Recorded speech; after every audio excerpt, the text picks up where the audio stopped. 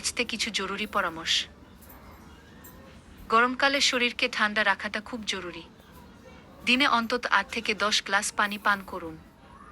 শরীরকে পানি শূন্য হতে দেবেন না। দুপুর 12টা থেকে 4টা পর্যন্ত রোদ এড়িয়ে চলুন। খুব দরকার হলে ছাতা, সানগ্লাস আর টুপি ব্যবহার করুন। সরাসরি সূর্যের আলো থেকে নিজেকে বাঁচান।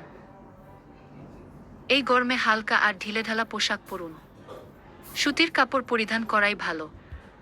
এতে শরীরের ঘাম সহজে শুকিয়ে যায় আর বাতাস চলাচল করতে পারে। ভারী আর তৈলাক্ত খাবার পরিহার করুন। ফলমূল, শাকসবজি আর দই জাতীয় খাবার খান। এগুলো শরীরকে ঠান্ডা রাখতে সাহায্য করে। যদি বাইরে কাজ করতে হয় তাহলে মাঝে মাঝে ছায়ায় বসে বিশ্রাম নিন। একটানা কাজ করলে শরীর ক্লান্ত হয়ে যেতে পারে। দিনে অন্তত একবার ঠান্ডা পানি দিয়ে গোসল করুন। এটা শরীরকে ঠান্ডা রাখতে খুব সাহায্য করে। গরমে শরীরকে সতেজ রাখাটা খুব জরুরি। লবণ চিনি মিশ্রিত পানি, ডাবের পানি অথবা ওরসালাইন পান করুন। এগুলো শরীরের ইলেকট্রোলাইটের ভারসাম্য বজায় রাখে।